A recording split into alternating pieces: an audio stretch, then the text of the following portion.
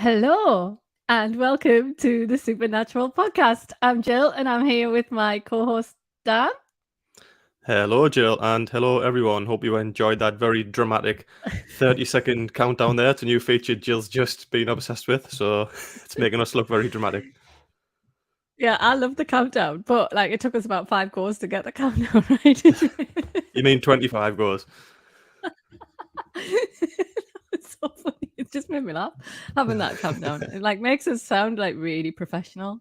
Yeah, Which it obviously was, we are. We're professional podcasters now. We've been doing it for blooming how many years? 3 years.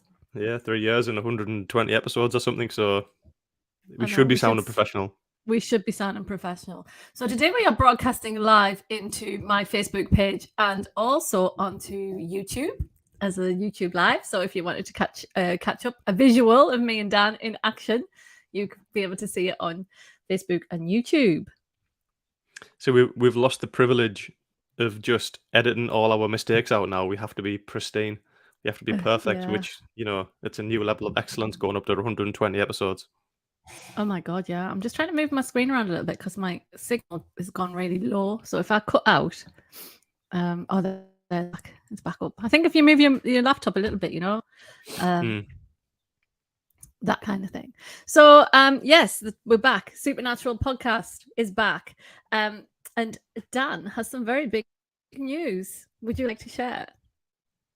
Yes, so I am going to be a dad. Hey. Oh my So God, I told you. domestication.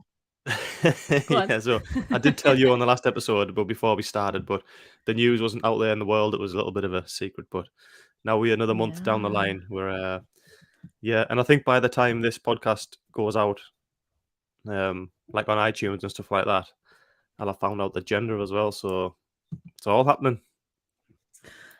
How exciting. It's super exciting. It took me all my effort not to say anything because, like, you know what I'm like, Mrs. Gob.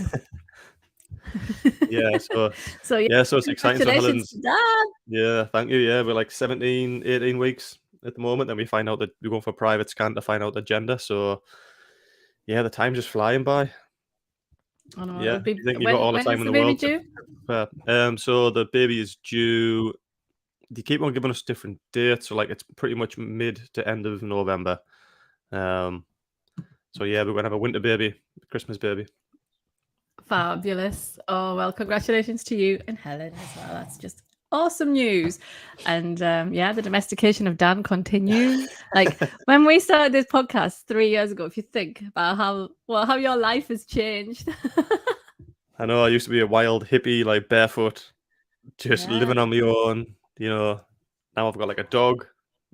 I live with Helen and Emily.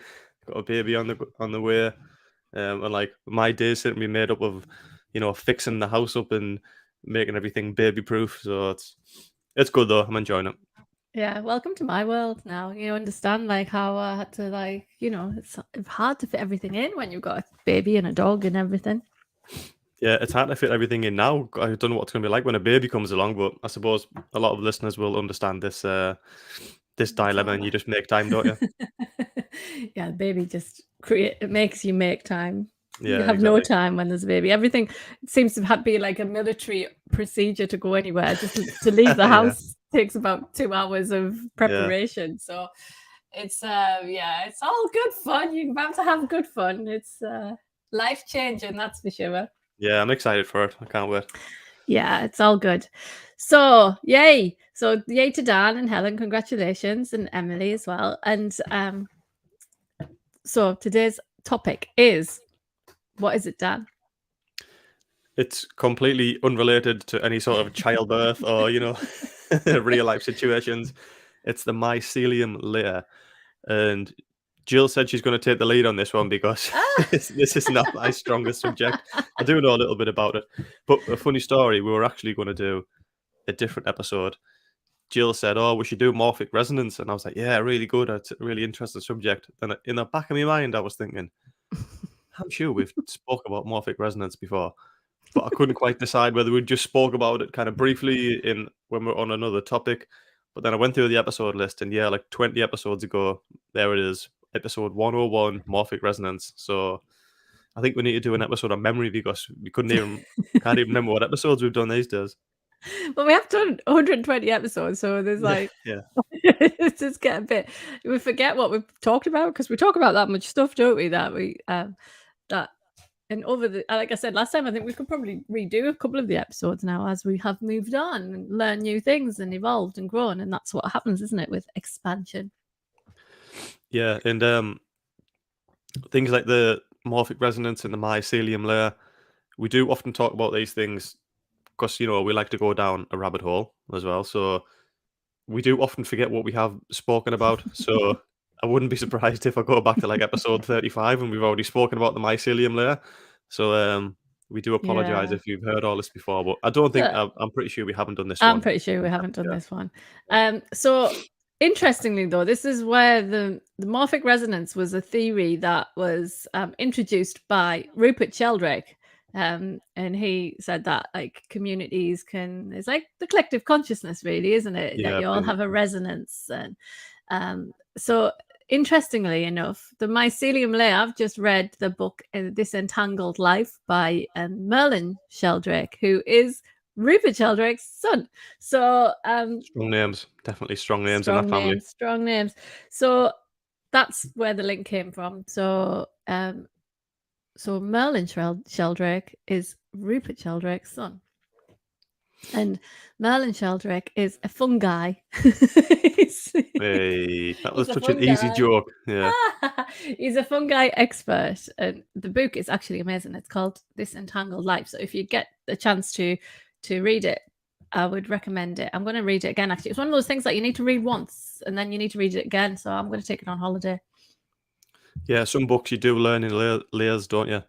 It's kind of especially if it's a complex subject, you kind of absorb every single word, can you? And then Yeah. once you read it once and you learn the foundations, you reread it again, then you learn a little bit more of the intricate details, and you start to build more of you really start to understand it and know it. You don't just learn it and you can repeat it. You do start to it starts to sink in, doesn't it? Probably. Yeah, you're learning the mycelium layer. Oh god, I'm full of good jokes today. Yeah. So the mycelium layer, let's just give a definition of it because people might not even know it's there. It's like Yeah. it was the original internet, right? So this is like it's like the global network. I've got a really technical thing for you to listen to. The mycelium layer refers to the network of thread-like structures called mycelia that form the vegetative part of the fungi. These mycelia grow underground or within the substrate where the fungus is living and play a critical role in nutrient cycling and decomposition. But the way I like to think about it is it's like a little network of like little like hair-like structures all the way through underground, like that goes right around the world, and it's really important network. Yeah, it's it's interesting when you said it was the original internet. That's kind of a good way to describe it, isn't it? I think that's what a lot of viewers will kind of make a visual representation of in the mind. It is like Yeah. it spreads information, but it's obviously underground. But it is this network, which is when was it discovered? I don't know when it was discovered, but it was been going on Oh, I don't since know. the dawn of time, really. But it's for it to always have been there and then no one to know about it. It's interesting, isn't it? Yeah, well, ancient cultures knew about it because they used it for medicine as well. Did you know that they built the motorways in the UK, some of the motorways, and some in Europe, using the mycelium layer structure? Yeah, I've heard that. I think you've said that fact before, and that's really interesting. So, what is it? Did they just follow the exact? Well, I can't No, what imagine they it did was they had a plan. exact, but Like they had a structure of all the major cities in the UK or wherever they want to do it, and then they put the fungus in, and they see how the fungus connects the quickest way because the fungus is really clever at making like roots and the quickest roots. And I think the M6, if I'm right, it was one of the ones that was created right, using okay. the mice that like how the fungi kind of maneuvered its way around to the different structures. You'd be pretty unlucky if you had like a farm or a house in the way of this fungus. Exactly. And then Well, there's next that thing you house, know, isn't there, in the middle of the what is it? I don't know, the one that goes across where that farm, it goes is around the there? farm Oh, because I'm the not farm sure. wouldn't wouldn't move. No, I don't blame them. Yeah. So there you go. So roads have been built. It's dead interesting. Like it's really interesting how they use the mycelium layer. But So things like trees. Oh, fungus and mushrooms and things like that. Obviously, they're used in um, like medicine journeys and things like that. They're really powerful.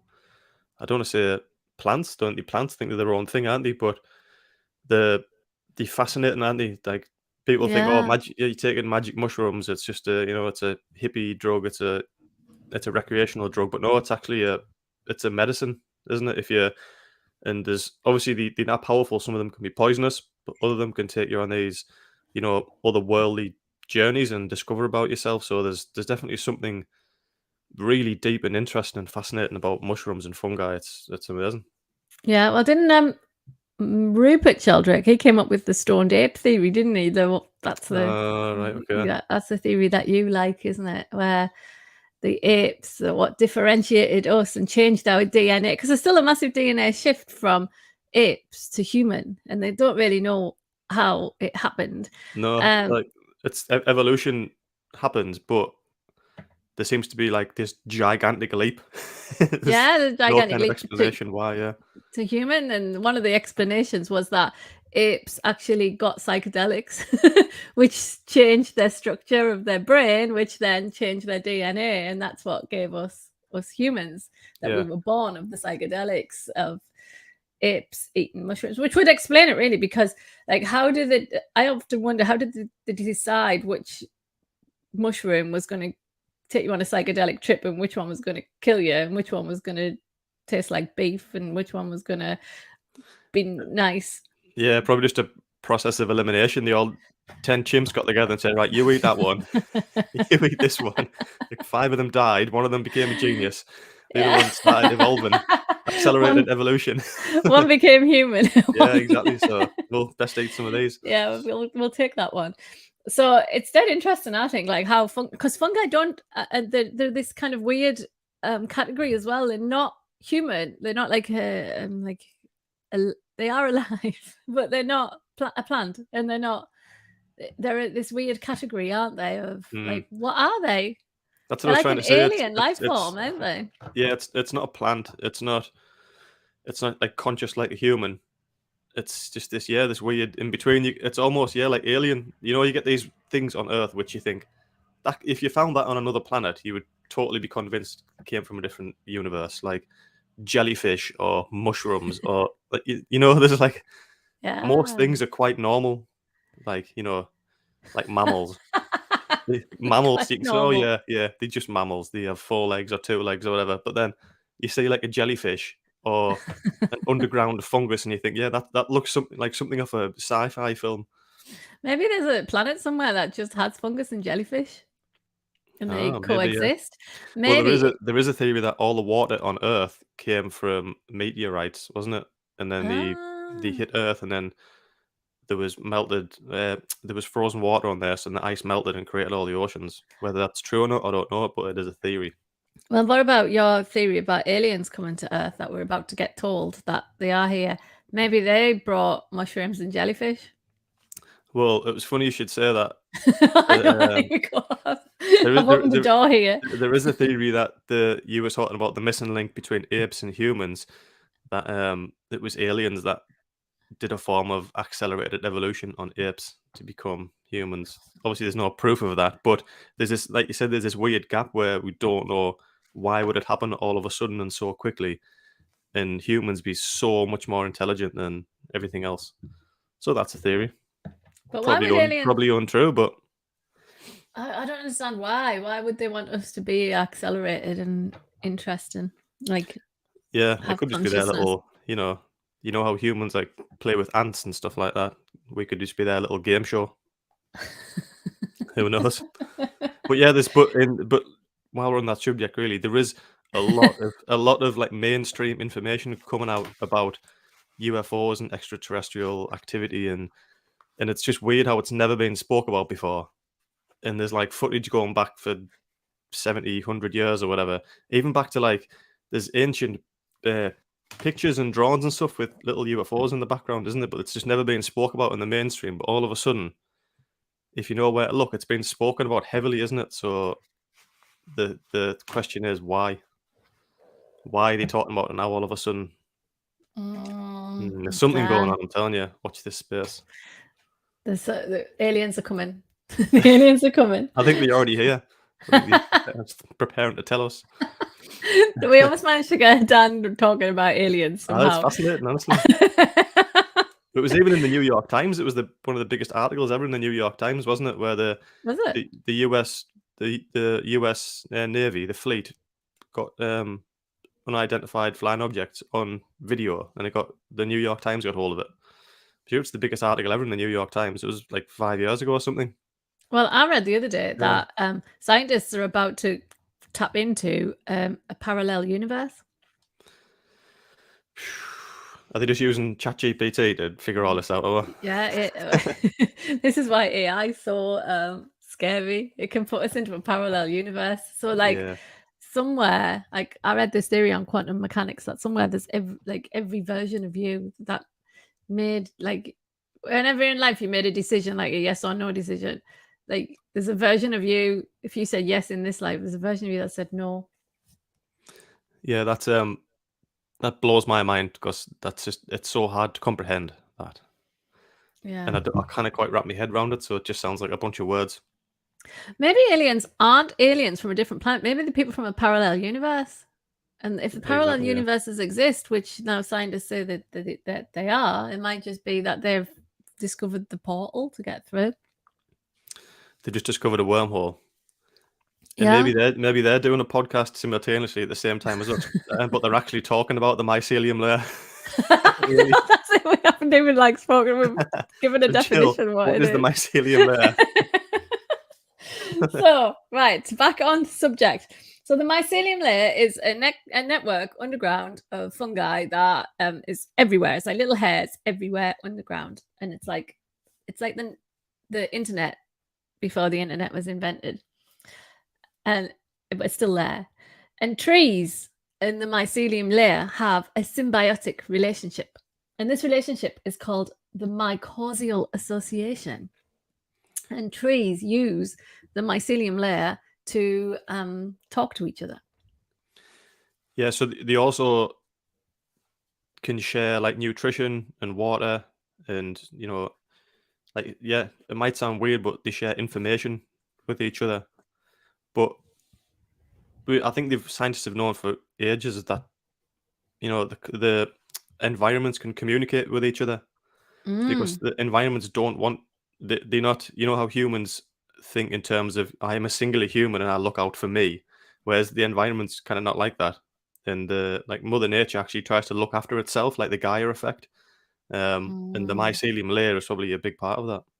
We're all one. We are connected to the oneness, and that's what the oneness is, isn't it? That we're all playing a part in the world, and we all have a part to play, and we are all connected. We are all one. If one of us changes for the better, the whole world changes for the better.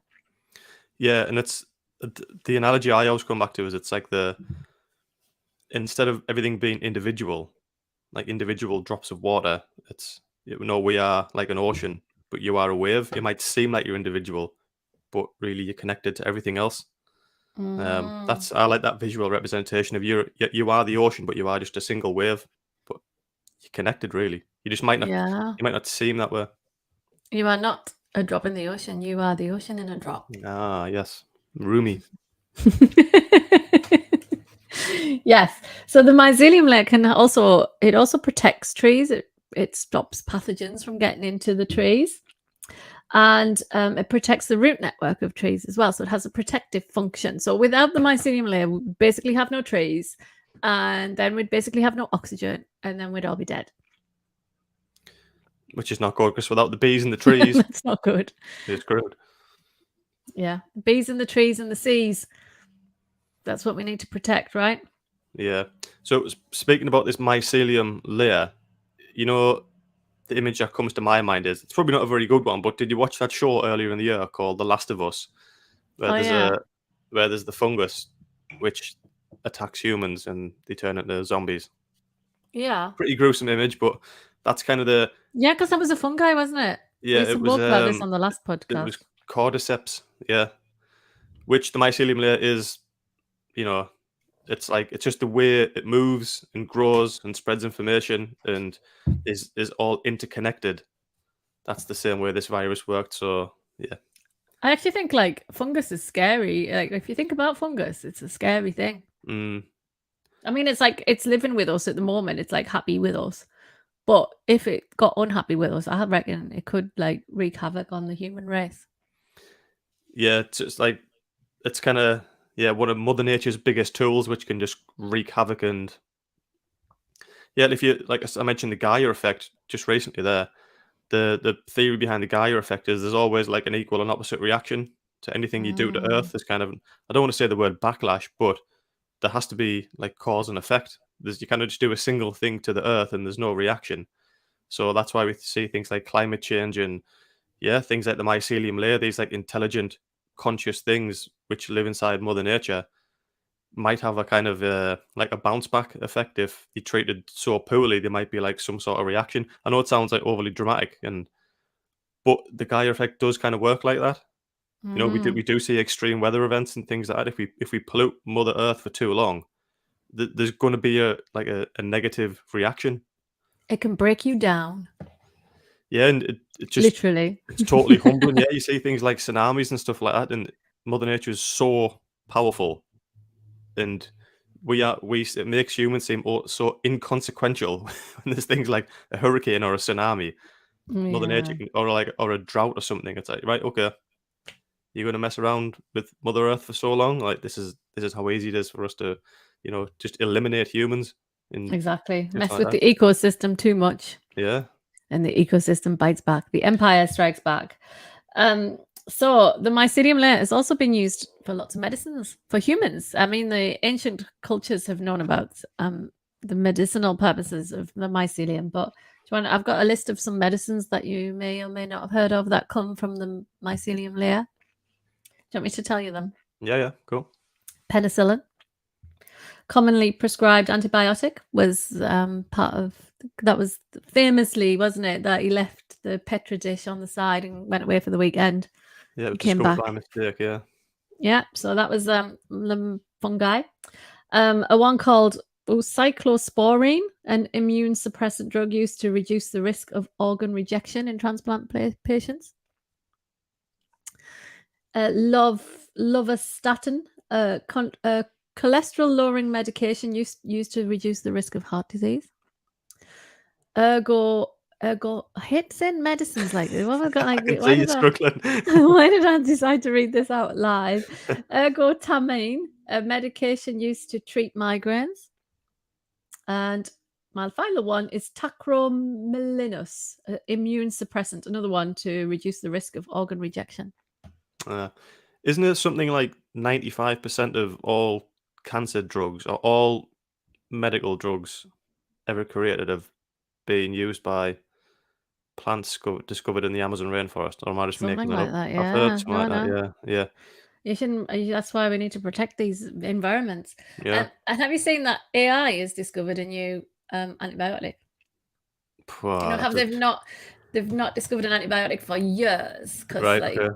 and that's been one of the things about like scientists are really worried because everybody's using so much antibiotics and they're all in the water, they're in the food that we eat, the water Yeah. that we drink, that we're all becoming really like suppressed to them. And now AI has like they put AI on the case and it's like told them like what variations or what strands will produce the most effects, and AI has discovered a new antibiotic. So it can be used for good, but I think we need to do a full podcast episode on AI because it seems to be Oh my it, god, I it know, seems to it's have just the last scary. maybe 3 or 4 months. It's just like I it's know. all people are talking about, and like it seems to have arrived, and it's Even Elon people Musk, spoke about it. Yeah, he's not he's really not keen for on it, it. is he? Yeah, yeah, No, and the guy who invented Google, he's not keen. But maybe it's because they're trying to protect their own interests as well, because it could be the yeah. death of Google, couldn't it? Well, Like, Google are already making their own version, aren't they? So yeah. he might just be trying to stop people using their competitors' version. But yeah, we need to do a full episode because it's AI was spoke about for years, like 20 years. People have been mentioning AI, and everyone thought, oh, it's never going to arrive, But then all of a sudden, it's arrived and it's now unstoppable. It's like wildfire, Yeah. isn't it? There's a tool you can use already for AI. ChatGPT came along, and everyone was like, "Wow!" Now there's a AI tool for everything you can do. You can make artificial like avatars online. You can do voices. You can do pictures, films. It's going to be that effective that not going to be a need for me and you to do a podcast. There's going to be an artificial Jill and an artificial Dan, and they're just going to talk about a subject, and it'll be almost 99% realistic. Mm. It's actually, yeah, it's worrying, isn't it, when you get people like Elon Musk. Then again, Elon Musk is creating that Neuralink where he's going to put chips in people's brains, so he can't really He can't say really much, talk, to can be he? honest. Yeah. Yeah, it is. It's really scary. There'll never be an artificial Dan or Jill though, because come on, who could not Why the even hell would they AI do could that? keep up with our train of thought? Yeah, Surely, exactly. we're doing a podcast about the mycelium layer. We've only spent about 10 seconds talking about it. Yeah. I think, do you want to know this other interesting fact I learned the other day? This blew my mind, right? And it's On then, kind of linked to AI. It's not linked to the mycelium layer. obviously. Did you know that the Terminator films and the Matrix films are written by the same person? And they are continuations of each other. So the Terminator is where the robots are taking over the world and they're trying to come back to stop that lady from having the baby who's going to kill all the robots, right? Yeah, Sarah Connor. Sarah Connor. And he's called what? What's the something called? He's called JC, isn't it? Jesus Christ, JC. That's his name. And What, the guy in the baby right? Okay. Oh, John is Connor. Yeah. John Connor. So it's Yeah. JC, like it's Jesus Christ. So the Matrix is like where the robots have taken over and have put all the humans in the human farms. Oh, no way. Is that right? Is it? Uh-huh. And Neo is Oh, like good. the JC. I like both them films actually. They're really good. And my two favorite Especially films, yeah, Terminator and the Matrix. especially the Terminator. Yeah, there's a new show on Netflix about Arnold Schwarzenegger. It's like a 3-part Oh, I've seen that. Yeah, I haven't series watched it about him. yet. Yeah, yeah, it's good. Obviously, the first part's about his bodybuilding career, then the second part's his acting career, and part 3 is his political career. But it's interesting to talking about when did the Terminator and stuff, because he couldn't really speak English, and he was a crap actor. And they were and his agent was trying to get him all these serious acting roles, and in the end, he just went, "I don't want to be an actor. I just want to be a star." So, like, he was the star in Terminator, but he only had 35 lines. But it was just his presence, and it really suited him, didn't it? And obviously, James Cameron, the Yeah. director, like got the best out of him. So then he just started doing these films like Commando and think where it wasn't serious acting, but it suited his. Like he was the star, he was the main man, which was yeah, that's actually really interesting to watch. Yeah. Obviously for me, because the bodybuilding part of it at the start was really interesting. Yeah. Yeah. So yeah. Oh, interesting. I'll watch that. Good thing. So anyway, I'm going to go back to the mycelium layer now. How do we protect the mycelium layer, Dan? What do you think? Well, for one, we need to stop using fungicides and pesticides and herbicides and everything like that into Mother Nature, for like agriculture and things like that. That's got to be one of the biggest killers of of all wildlife, really. Yeah. Yeah, So that would be my go-to. I don't know what else can we do. pesticides. Yeah, organic farming methods. Avoid disturbing the land, like over plowing it and putting big diggers in it and all that kind of stuff, because that wrecks it.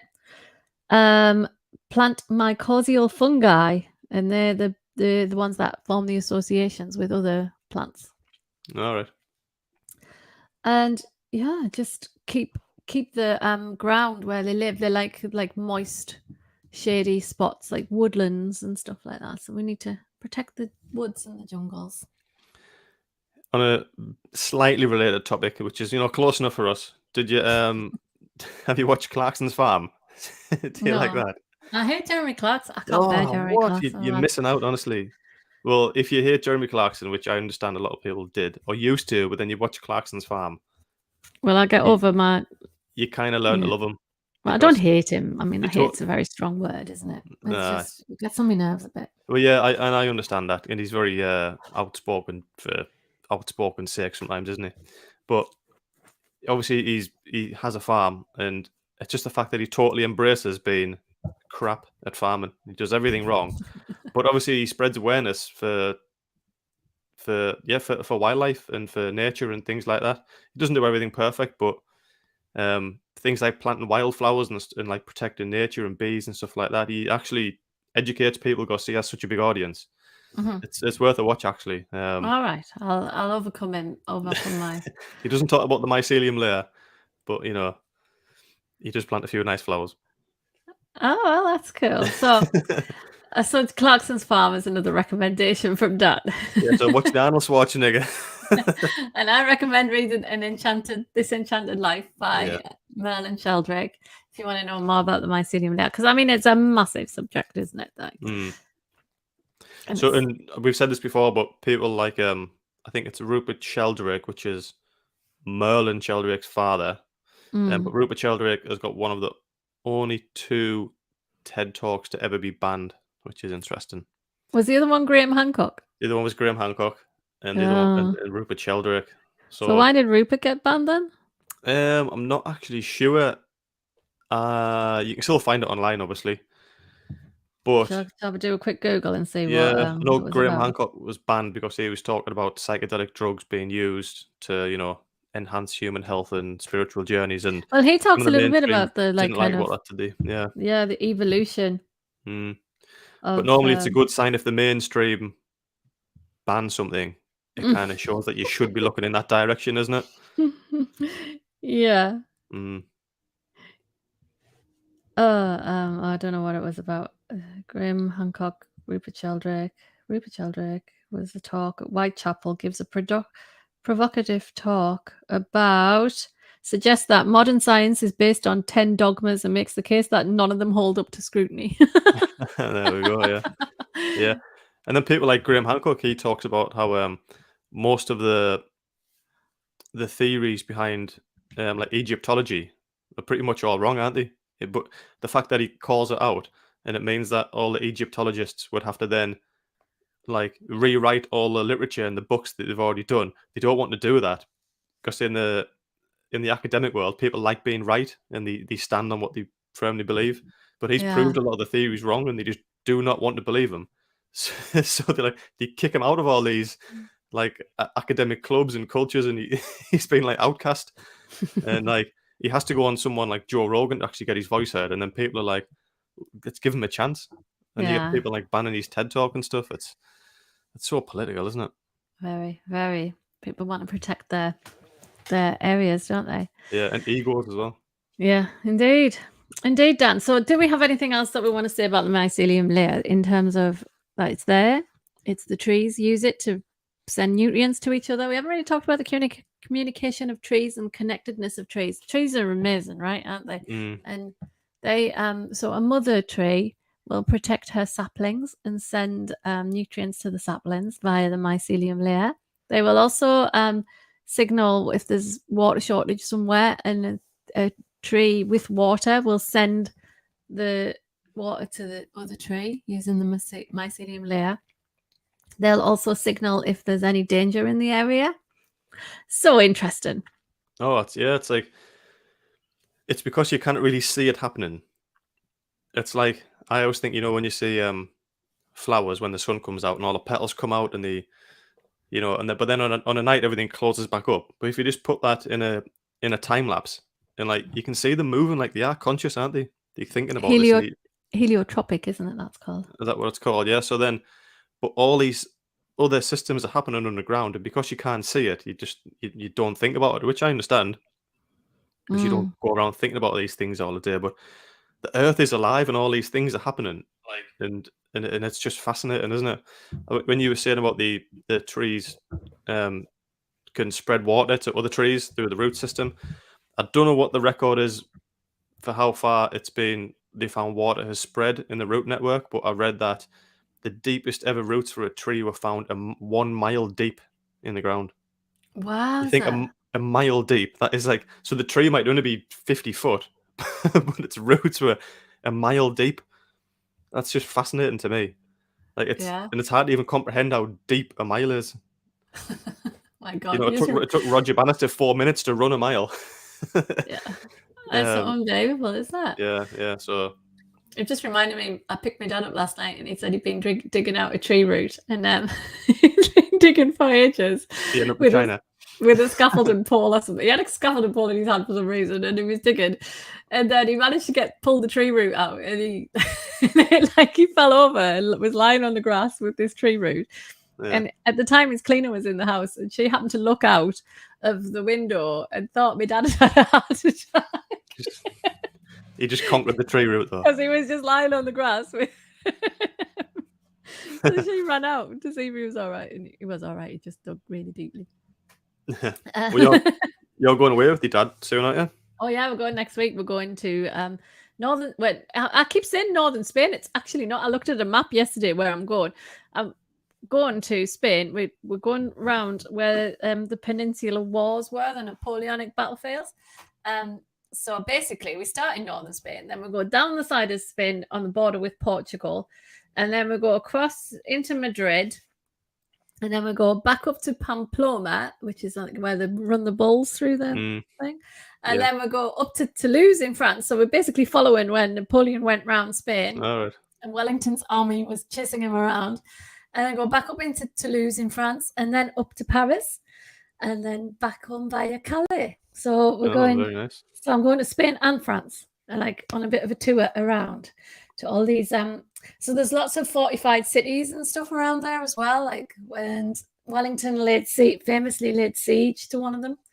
Maybe Napoleon was following the mycelium layer around Europe to find the quickest route to conquer everything. Yeah, maybe he was. I think actually, I don't even think it was Napoleon. It was his brother that was in Spain, because Napoleon was up in Russia, trying to conquer Russia as well. So anyway, there's another thing, the Napoleonic Wars, so the Peninsular Wars. That's what I'll be full of information about them when I come back. I'll tell you all about it, because the only thing I know about them at the moment is what I've read in sharp books. Well, I know absolutely zero, and I'm going on holiday at the same time as you, and I'm doing the exact opposite. I'm going to sit in the sun in Greece. I'm just going to decompress and enjoy. You don't like the sun, do you? You like well, you're not really. I'll sit in the shade then. Okay, we'll sit in the shade. Oh, look, Sarah's just put a... Hi, Sarah. I wish I'd seen this go live. Now I know what you both look like. Well, Sarah knows what I look like anyway, because she takes all my photographs. Oh, yeah. Just didn't know what you look like. Well, I'm just an AI-generated process. This is actually, this is that's not really Dan. Doing this. Yeah. Yeah. Dan, is your beard starting to get one of those things? Like, you're getting one of these things coming out? Yeah, it's super long. Are you actually doing that on purpose? No, I'm not. It's just, you know what it is? Because I'm going away next week, I wanted to get a fresh haircut and beard trim right before I went away, so I've left it for way too long. But yeah, I'm starting to look like one of those, circus weightlifters from the 1700s. Yeah, that's what I thought you were going for, those traditional weightlifters. Yeah, I'll come next time. I'll wear a leopard skin leotard and have an old and a top hat. Yeah. Sarah says, nice to meet you, Dan. So I recommend Sarah for all the photography needs. In fact, I've got Sarah, when I come back from my holidays, when I've got a tan, I'm going to have some more photographs with Sarah. So thank you, Sarah. And yes, nice to meet you, Dan. See, nobody knows what you look like, Dan. No, I'm just an enigma. I'm just a voice from the shadows. You are. Now I'm just your subconscious. You're just someone I rattle on to every now and then. Yeah. So thank you, everyone. Are we finished on our chat about do you think? About everything? We finished on our chat about everything apart from the mycelium layer. Yes, I think we should wrap up. We've gone on for 40 minutes, talking about not the mycelium layer. Even though that's what the podcast was meant to be about. Well, we've got lots of things to say, haven't we? So, there's lots of things going on in the world that we need to talk about as well. Yeah, we're pretty consistent with being inconsistent with our subject, aren't we? So, yeah. So, we haven't talked about my book. Oh yes, I just finished my book last week. I probably won't be going. It probably won't be ready for publishing about September, because writing a book is such a pain in the arse. So it takes a good 9 months to birth. So it's a little bit like a human. So I'm going through the birthing process with you, Dan. Only mine's a book. Give it a name as well. Yeah. So it's called The Embodied Core. And it's all about, I started off writing it. It was meant to be a mini book first. And it was just about the side. I've been working with men and women for many years, healing back pain. And what I discovered is, and Paul Check is absolutely right. In fact, this quote is in my book, that men are like dump trucks and women are like Ferraris. And it's totally true. Like, to fix a man's back pain is so easy. It's just like usually mechanical, usually just getting some strength training in and some mobility training, and that's fine. Women, it's a whole different kettle of fish. It's like, so the science around it. So I looked at all the current research, because there's not that much research around women and back pain, because of course women have just been an anomaly of science, and nobody's actually researched them only in the last 5 years. And what they found is that bladder health, bowel health, gut health, and breathing have a much more impact than sedentary life and being overweight, which in men, it's mostly being sedentary and being overweight. In women, it's not that. That's not the case.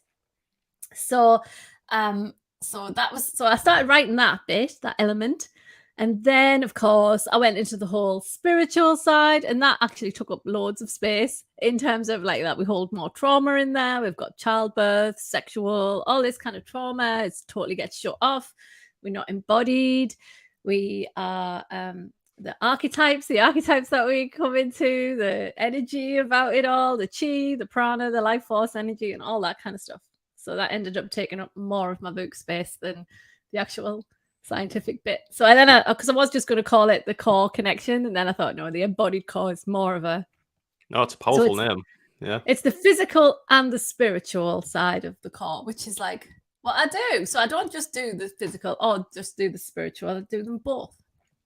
Yeah, because I imagine, just like as a quick example, if a female has back pain, and you could go through all of the, the mechanical, the physiological aspects, and try and stretch and strengthen and stuff, but if there's some trauma held somewhere from like childbirth, or even like you said, like the menstrual cycle and stuff, it can still persist. I know Paul Check did I haven't read the full article, but he did it with Matthew Walden, called The Ghost in the Machine, and that was that's such a good article. Yeah, and that's kind of based around the same principles of there's deep underlying factors, and there's the book called The Body Holds the Score, where we hold on to pain and trauma and stuff, and that could be the sign of back pain, and poor core control and things. So it goes. Yeah, some people do just need the really simple, you would say, kind of surface level things, like just a few lifestyle changes, some stretching and strengthening, posture work, and that's great. But there are people where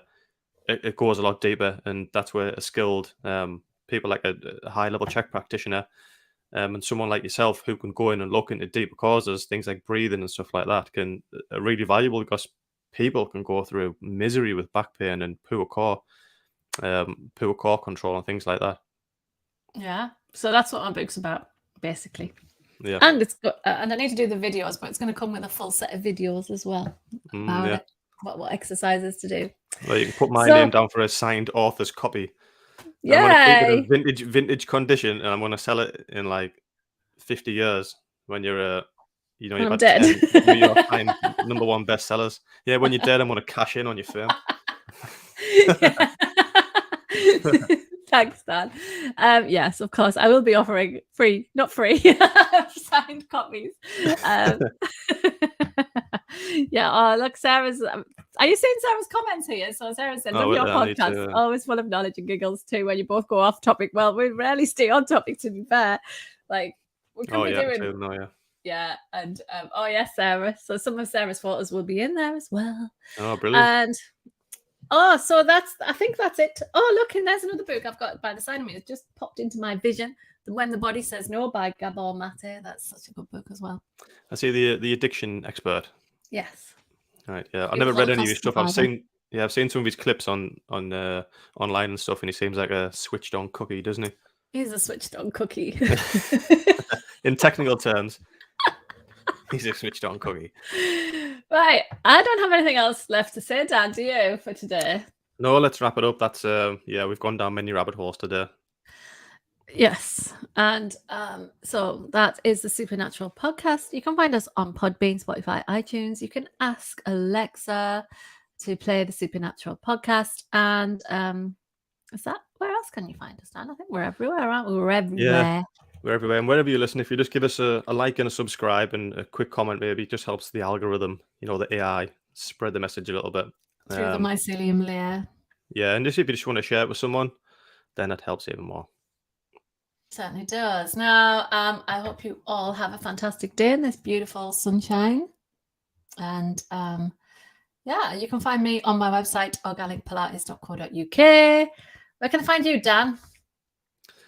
You can find me just, on these podcasts. But next time you'll see me, and I'll actually be looking more human than this overgrown. I think I've got a bit of a mycelium layer going on here. Yeah. Can you remember in lockdown when you started turning into like a caveman? That was hilarious. Oh, like every time I saw Dan, you'd had to like. In fact, we should have had video then because it was hilarious. Because Dan was turning into this kind of like hilarious Wolfman. caveman. Yeah, say werewolf. I know that's what was springing to mind. Yeah, I should really see if I can get in the comments and put a photo of what I used to look like during lockdown, because it wasn't a good look, was it? It was hilarious. Every time I saw you, you had like your beard was like down here almost. Yeah, I know. Like some wild man of the woods. Well, next time I'll be back from Greece. I'll have had a haircut. I'll have had a tan. I'll be looking like an AI generated, photo image. So when you get a tan, Dan, because you're one of the pale and interesting race, aren't you? We'll see. I might do it as a little experiment. Yeah. We'll see. Right. Okay, my dears, have a lovely day, and thanks for listening, and don't forget to share and comment, and thank you for your comments while we've been doing our live, and big love to you all.